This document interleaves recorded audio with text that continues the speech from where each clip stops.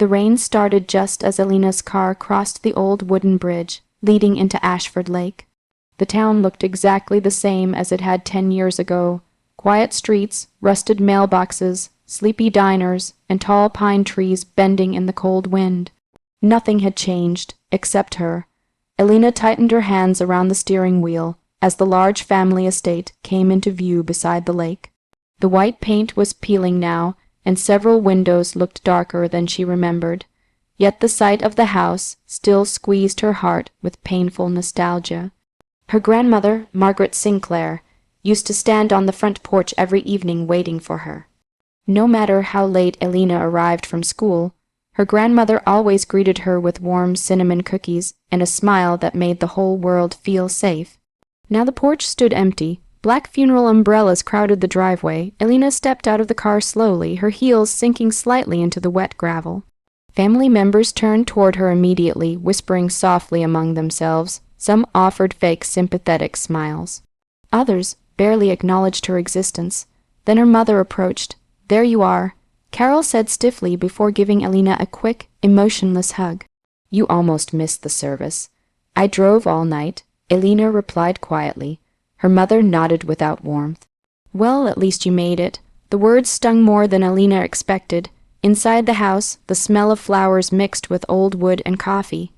Every room carried memories, the piano in the corner, the faded blue curtains, the old clock her grandmother wound every night before bed. Elena touched the staircase railing gently, fighting tears. "She talked about you constantly, you know." Elena turned to see Mrs. Patterson, the elderly neighbor, holding a tissue in her trembling hands.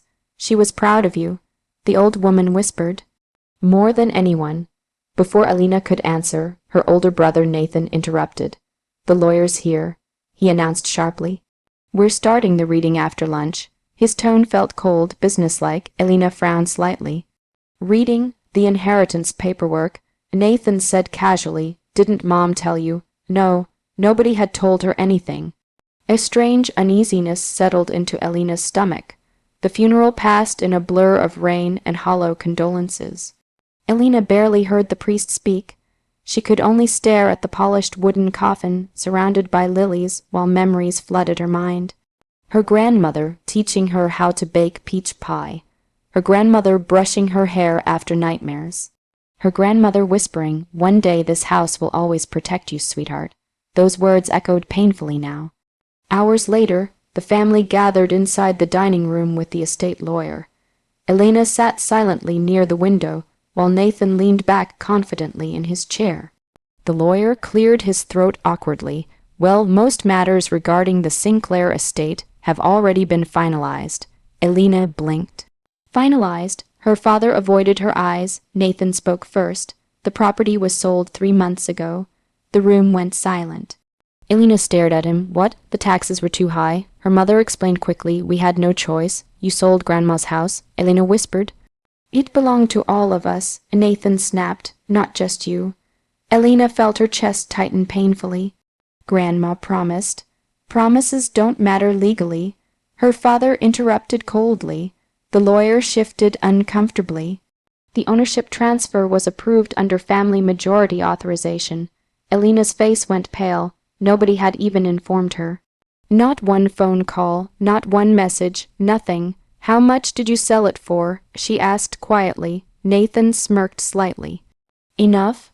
That single word shattered something inside her. Elena stood abruptly and walked out before anyone could stop her. She stumbled down the hallway, struggling to breathe past the pressure crushing her chest. From the kitchen doorway, she suddenly heard voices. Her mother's voice. She was never supposed to come back anyway. Then Nathan laughed softly. "Grandma wasted too much love on her. At least now we finally benefited from that old house." Elena froze. The betrayal hit harder than the inheritance itself. This wasn't survival. This was greed. Tears blurred her vision as she turned toward the staircase. She needed air, space, anything away from them. Inside her grandmother's bedroom, everything remained untouched. The lavender perfume still lingered faintly in the air. Elena collapsed beside the bed, crying silently into her hands. Then her fingers brushed against something hidden beneath the nightstand. A small wooden music box, Confused, Elena opened it carefully. Inside rested a folded letter with her name written across the front in her grandmother's delicate handwriting. And beneath the letter, a small silver key. Elena stared at the silver key resting inside the music box while thunder rumbled outside the lake house windows. Her grandmother's handwriting on the envelope looked shaky but familiar, instantly pulling her back to childhood nights spent listening to bedtime stories beside the fireplace. With trembling fingers, she opened the letter. "My dearest Elena, if you are reading this, it means I was right to worry." A chill crawled down Elena's spine. Your parents and Nathan have spent years believing money is the only thing worth protecting. I prayed they would change, but deep down I knew they would eventually betray you the moment they thought they could profit from it. Tears blurred Elena's eyes. That is why I prepared something long ago. The real inheritance was never this house. Elena's heartbeat quickened. Inside the old train station downtown, there is a private storage vault registered under the name M.S. The silver key opens it. Everything inside belongs to you legally and completely. Trust no one until you see it for yourself. Below, the message was one final sentence. You possess something far more valuable than land, sweetheart. Never forget who you are. Elena read the letter 3 times before carefully folding it again. Her mind raced with confusion, anger, and curiosity all at once. Outside the bedroom, she could still hear her family laughing downstairs with relatives as if nothing had happened. As if they hadn't just destroyed the one place her grandmother loved most.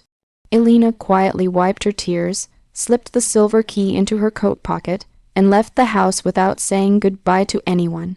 The rain had stopped by the time she reached downtown Ashford Lake. Most shops were closed for the evening, and the old train station looked abandoned except for a flickering yellow light near the side entrance. Inside, an elderly security guard glanced up from his newspaper. "Can I help you?" Elena swallowed nervously. "I think my grandmother rented a storage vault here years ago." The man adjusted his glasses. Name, Margaret Sinclair. His expression immediately changed with recognition. "You're Elena." She froze. "How do you know my name?" The guard smiled gently. "Your grandmother talked about you every Christmas, said one day you'd come here." He disappeared into a back office before returning with a faded ledger book. After checking several pages, he nodded toward a narrow hallway. Vault 17. Elena's pulse pounded as she approached the small metal door. Her hands shook while inserting the silver key into the lock. Click! The door slowly creaked open. Inside sat several sealed boxes, a leather briefcase, and a framed photograph of her and her grandmother standing by the lake when Elena was 16. For a moment, Elena nearly broke down crying again. Instead, she opened the briefcase first. Her breath caught instantly. Stacks of legal documents filled the case, property records, share certificates, bank statements, transfer agreements. And one name appeared repeatedly across nearly every paper. "Elena Sinclair, what is this?" she whispered. She quickly scanned the documents, barely believing what she was reading. Years ago, her grandmother had secretly transferred ownership of valuable company shares into Elena's name through a private investment firm. There were also documents connected to international accounts worth millions, but the final folder shocked her the most. It contained original ownership papers proving the lakeside estate legally required Elena's signature before any sale could be finalized. Her signature, which she had never given, a cold realization settled over her. The sale had been partially fraudulent. Her parents and Nathan either ignored the law or forged documents entirely.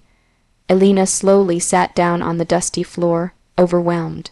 All evening, her family had treated her like the unwanted outsider who deserved nothing. Meanwhile, her grandmother had trusted her with everything that truly mattered. Not because Elena was the favorite, because she was the only one Margaret believed would protect the family legacy instead of selling it. For the first time since arriving in town, Elena felt something stronger than grief rising inside her. Resolve? Her family thought they had one. They thought she would quietly disappear again while they spent the estate money on luxury cars, vacations, and expensive dinners. They had no idea what she now possessed, and they certainly had no idea what was coming next. Elena carefully locked the documents back inside the briefcase before carrying it out of the vault. As she reached the station exit, the old guard called after her softly, "Your grandmother once told me something about you." Elena paused. "She said," the man smiled warmly, "my granddaughter survives storms people don't even see coming." Elena looked down at the briefcase in her hand, then toward the dark lake beyond the town. For the first time that night, she smiled slightly. Her family had stolen a house. But Margaret Sinclair had left Elena an empire. 6 months later, Ashford Lake barely recognized Elena Sinclair. The quiet girl, who once left town with a broken heart, had returned transformed into someone calm, confident, and impossible to intimidate. She no longer wore faded sweaters or nervous expressions. Her posture carried quiet authority now, the kind built from sleepless nights, painful truths, and hard, earned success. And the entire town was talking about her. A sleek black car stopped outside the newly renovated Lakeside Cafe early Saturday morning. People sitting near by immediately whispered as Elena stepped out wearing a cream-colored coat and dark sunglasses. The old cafe had once belonged to a retired fisherman, before bankruptcy forced him to close it years earlier. Now, under Elena's ownership, it had become the busiest place in town. Warm lights glowed through the windows every evening, live music filled the air on weekends, and tourists lined up daily for home-made desserts inspired by Margaret Sinclair's original recipes. Ironically, the cafe stood directly across the lake from the estate her parents had sold. Elena kept it that way intentionally. "Morning, boss," her manager Daniel greeted with a grin as she entered. "Please stop calling me that." Elena laughed softly. "You own half this town already," he teased. "I think it fits." Elena smiled politely, but deep inside she still struggled to believe how much her life had changed. After discovering the secret inheritance, she spent months quietly building her grandmother's investment portfolio, while hiring attorneys to investigate the estate sale. Every document revealed more lies, forged signatures, hidden transfers, illegal contract clauses. Her parents hadn't simply betrayed her emotionally. They had committed fraud, and now the consequences were finally arriving. Elena had not publicly accused them yet. She didn't need to. The law was already doing it for her. That same afternoon, Nathan Sinclair stormed into the cafe, looking exhausted and furious. Several customers immediately fell silent. "Elena," he barked. She looked up calmly from her office table. "Hello, Nathan. You think this is funny?" he hissed, throwing legal papers onto the table. "The buyers are suing us." Elena slowly glanced at the documents before sipping her coffee. "They discovered the ownership dispute. You knew this would happen. I warned nobody to sell my inheritance without permission." Nathan's jaw tightened. "Mom's having panic attacks because of you." Elena almost laughed at the hypocrisy. Because of her. Not because they stole from her, not because they lied during their own mother's funeral. Nathan leaned closer aggressively. "You could stop this." "Yes," Elena replied quietly, "I could." For a second, hope appeared in his eyes. Then she continued, "But I won't." The words hit him like a slap. "You're destroying this family." "No," Elena said firmly. "You destroyed it the moment you decided I didn't matter." Nathan's face turned red with anger. "You think Grandma loved you more than us?" Elena looked at him silently for several seconds before answering, "No, I think she trusted me more. That hurt him more than shouting ever could." Nathan grabbed the papers violently before storming toward the exit, but just before leaving he stopped. "You know what your problem is," he muttered bitterly. "You always wanted to prove you were better than us." Elena's expression softened sadly. "No," she whispered. "I only wanted a family that loved me honestly." Nathan left without another word. That evening, Elena walked alone beside the lake after closing the cafe. The sunset painted golden reflections across the water, while cold wind moved through the pine trees. For the first time in years, she felt peaceful, not because her family was suffering, but because she no longer felt powerless. Her phone suddenly buzzed. A message from her mother appeared. "Please, we need to talk." Elena stared at the screen silently. Another message followed seconds later. "Your father may lose everything." She closed her eyes slowly. 6 months ago, those words would have shattered her heart instantly. Now they simply felt distant. Because somewhere during the betrayal, Elena had finally understood the truth her grandmother tried to teach her all along. Love built on greed eventually collapses under its own weight. And despite everything they had stolen from her, they still had no idea about the final secret hidden inside Margaret Sinclair's journals. The one thing that would hurt them far more than losing money ever could. The first snow of winter fell over Ashford Lake the morning Elena agreed to see her parents again. For nearly 7 months, she had ignored every phone call, message, and apology attempt they sent. At first, the messages came with anger and blame. Then desperation followed when lawsuits froze their accounts, and creditors began circling the family business like vultures. Now only silence and regret remained. Elena sat alone inside the lakeside cafe before opening hours, watching snowflakes drift across the frozen water outside the windows. The cafe had become everything her grandmother once dreamed about, warm, welcoming, alive with laughter and music. A place built with love instead of greed. The front door opened softly. Her mother stepped inside first, followed by her father. For the first time in Elena's life, they looked small. Her father's expensive suits had disappeared, replaced by an old gray coat wrinkled from wear. Her mother's hands trembled slightly as she removed her gloves. Neither of them spoke immediately. Finally, Carol looked around the cafe with watery eyes. "This place is beautiful," she whispered. Elena nodded politely but said nothing. Her father cleared his throat awkwardly. "You've done well for yourself." Again, Elena remained silent. The tension became unbearable. Then her mother suddenly began crying. "We made mistakes," Carol whispered shakily. "Terrible mistakes." Elena folded her hands calmly on the table. "You sold Grandma's home before she was even buried." Her father lowered his eyes. "We thought—" He started weakly before stopping. "You thought I didn't deserve to know," Elena finished quietly. Nobody denied it. The silence hurt more than shouting ever could. Her mother wiped tears from her face. "We were drowning financially after the business started failing. Nathan convinced us selling the estate was the only answer." Elena. Her father added desperately, "We know we betrayed your trust, but we're still your family." Those words echoed painfully in her chest. Family. For years, Elena had protected that word like something sacred, even when they ignored her birthdays, even when Nathan mocked her dreams, even when her parents treated her like the least important person in every room. She still loved them, but sitting here now, Elena finally understood something heartbreaking. Love alone could not repair people who only valued her when they needed saving. Without speaking, Elena reached into her leather bag and placed 3 old journals onto the table. Her mother frowned slightly. "What are these?" Grandma's journals. Both parents stared at the worn covers silently. "She wrote in them for almost 20 years, Elena explained softly. "About the family, about the house, about all of us." Her father carefully opened one journal. Within seconds, his expression crumbled. Inside were hundreds of handwritten pages, filled with Margaret Sinclair's thoughts, memories, and private heartbreak. Passages about Elena learning piano as a child. Stories about Elena comforting her grandmother during lonely nights. And painful entries describing how disappointed Margaret became watching. Greed slowly consumed the rest of the family. Carol covered her mouth as tears streamed down her cheeks. "She knew," she whispered. Elena nodded. "She knew exactly who I was to this family." Her father's hands shook while turning another page. Then suddenly he stopped. Taped inside the journal was an old photograph of 6. Old Elena asleep beside her grandmother on the porch swing.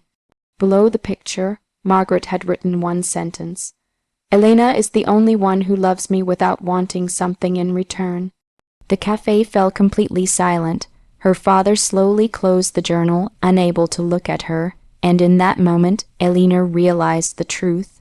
This, not the lawsuits, not the lost money, not the collapsing business, was their real punishment. Knowing they had traded genuine love for temporary wealth. Knowing Margaret saw through them completely.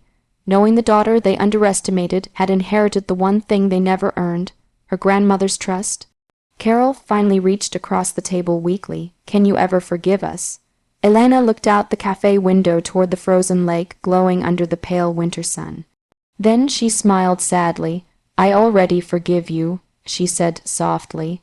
Hope appeared briefly in her mother's eyes. But Elena continued, "That doesn't mean I can trust you again." The hope disappeared. A few minutes later, her parents quietly left the cafe carrying the journals with them. Elena watched them walk through the falling snow until they disappeared down the street.